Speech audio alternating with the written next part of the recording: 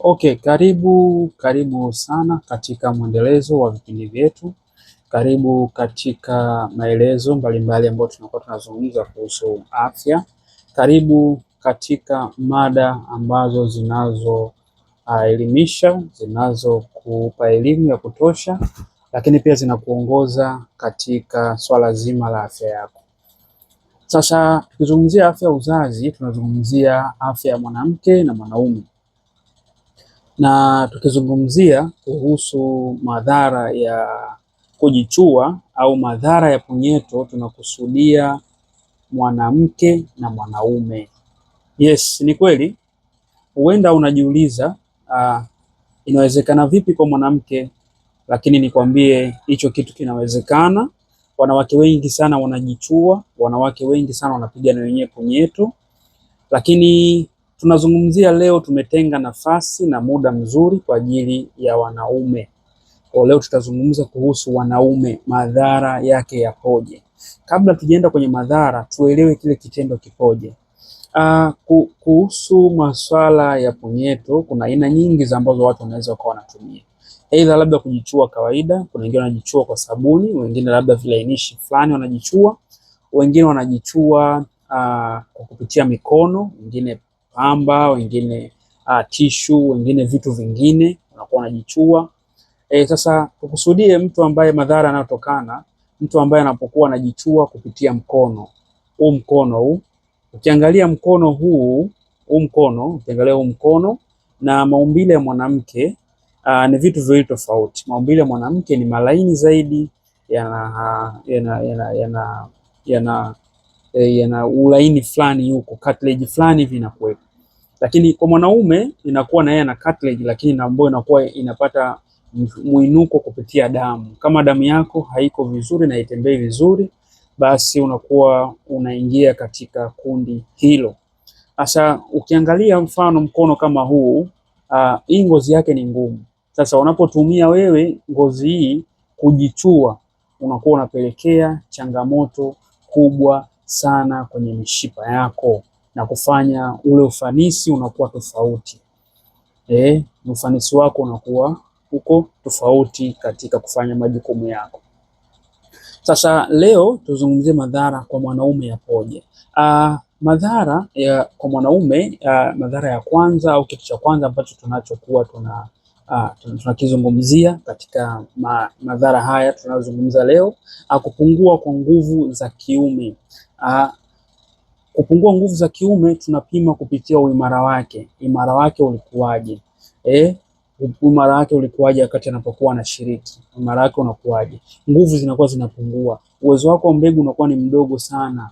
Unakuwa uwezo wako labda ulikuwa uende labda muda fulani unashindwa kufika kwa kiwango fulani. Hiyo ni madhara namba moja.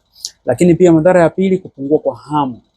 Mwinuko unakuwa ni mdogo, hamu inakuwa hakuna, kwa sababu mwili umezoea msisimko wa bandia. Tunakusudia msisimko wa bandia ni kama huu. Maana yake sio maumbile ya mwanamke, ni maumbile yako mwenyewe. Kwa hiyo tunakusudia kama maumbile ya bandia. Kuna wengine wanatumia toys.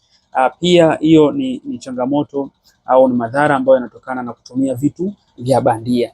Lakini pia kumaliza haraka, unaitwa Mr. 2 minutes. Kwa sababu gani? Kwa sababu wewe ni gusa achia, twende kwao.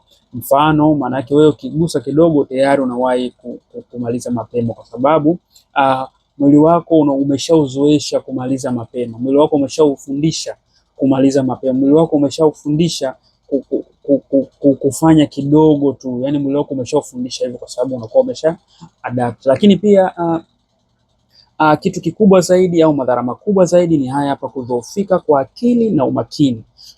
Kwa sababu nerve za system, nerve ambayo ule uti wa mgongo au mfumo wote ambao unazunguka mwilini unakuwa haufanyi kazi kama ulivyokuwa unafanya mwanzo. Hali inayopelekea watu wengi ambao wanafanya masturbation au wanaojichubua au wanaopiga punyeto, hawa wanakuwa na kusahau haraka.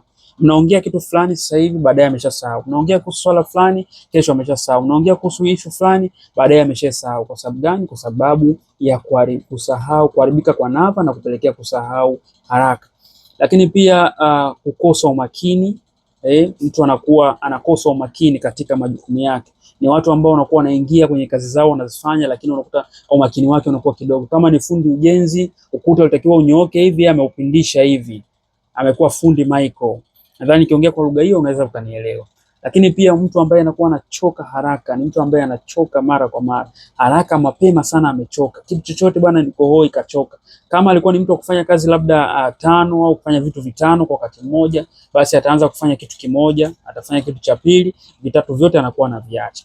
Lakini pia msongo wa mawazo, kwa sababu watu kama hawa wanakuwa wanaingia kwenye msongo wa mawazo, wanaingia kwenye hatia, anajiona kila kitu yeye kafanya yeye, anakichukulia kila kitu ni personal.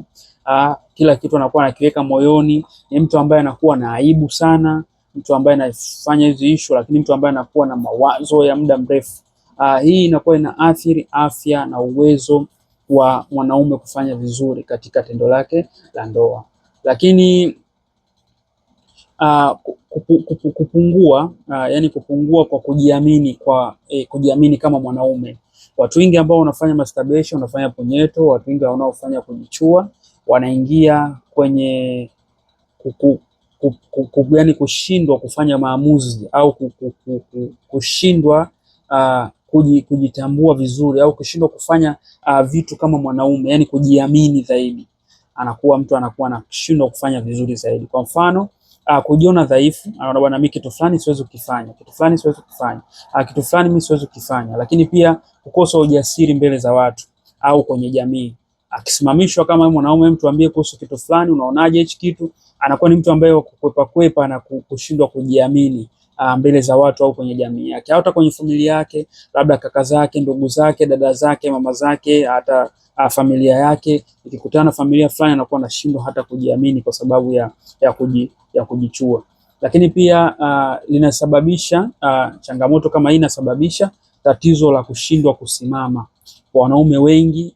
Mwili kwa sababu umeshazoea msisimko wa mkono au msisimko wa toys, ambapo unapelekea mtu anakuwa anashindwa kuweza kusimama vizuri. Nadhani nikiongea hivi kwa lugha hii, nadhani mtakuwa mmenielewa kwamba uwezo wako wewe unakuwa ni mdogo zaidi. Kama ulikuwa ni mtu wa kwenda raundi 2, unaenda raundi 1, na hiyo raundi 1 yenyewe unakuwa uko hoi. Ukimaliza usingizi top, umepitiwa na usingizi, hata hujui kama ulilala au ulifanya kitu gani.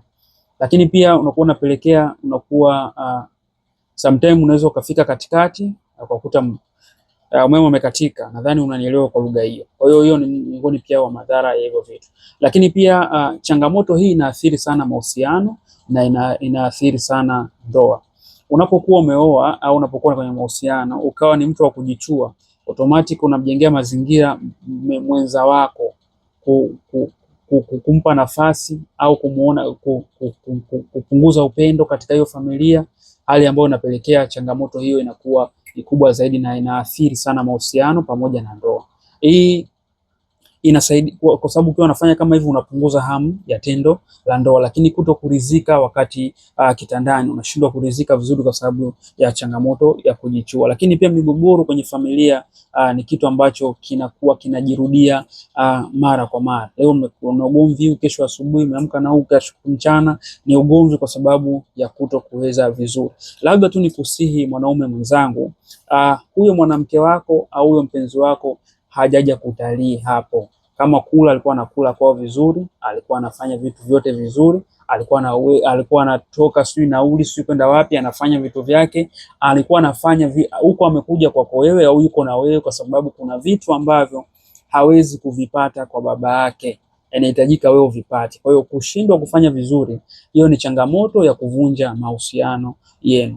Lakini kupungua kwa nguvu za mwili, kwa sababu wanaume wengi ambao wanakuwa wanajichua au wanapelekea kufanya masturbation au kufanya punyeto, wanakuwa wanaingia katika wimbi la kupata maumivu ya mgongo, maumivu ya mgongo, kiuno, wanaingia kwenye uchovu wa kudumu. Mtu ambaye anakuwa anaingia kwenye uchovu tu, akiamka yuko hoi, kachoka kwa sababu ya hivyo. Lakini pia kukosa nguvu za kufanya kazi vizuri. Lakini pia pointi ya mwisho ni kuingia kwenye uraibu. Watu wengi ambao wanajichua wanaingia kwenye uraibu.